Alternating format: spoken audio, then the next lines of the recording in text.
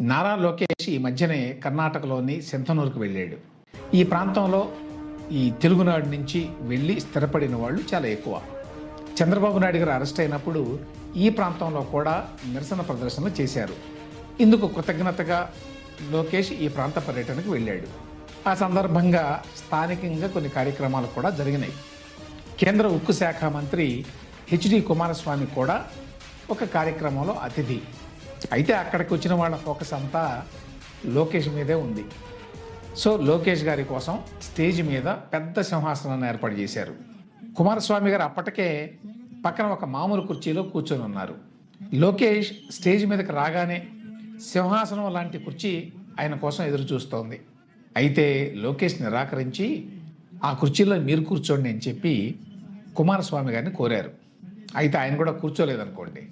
అప్పుడు లోకేష్ కూడా ఒక సాధారణ కుర్చీని తెప్పించుకొని కుమారస్వామి గారి పక్కన కూర్చున్నాడు. ఇందులో చెప్పదలుచుకున్న విషయం ఏంటంటే, అధికారం మత్తులో పడి నారా లోకేష్ పద్ధతుల్ని మర్యాదల్ని మర్చిపోకపోవడం. కుమారస్వామి గారు కర్ణాటకలో సీనియర్ పాలిటీషియన్, ప్రస్తుతం కేంద్ర ప్రభుత్వంలో మంత్రి. నిర్వాహకులు తెలుగు వాళ్ళు కాబట్టి అతి ఉత్సాహంతో కేంద్ర మంత్రి గారికి చిన్న కుర్చీ, లోకేష్కి ఏమో పెద్ద ఆసనం వేశారు. అది కరెక్ట్ కాదు అని చెప్పి వెంటనే గ్రహించి లోకేష్ పరిస్థితిని సరిదిద్దటం అతని వివేకానికి నిదర్శనం. ఇది చాలా చిన్న విషయమే కానీ పబ్లిక్ లైఫ్లో ఉన్న వాళ్ళ వ్యక్తిత్వాన్ని మనకు తెలిపేవి.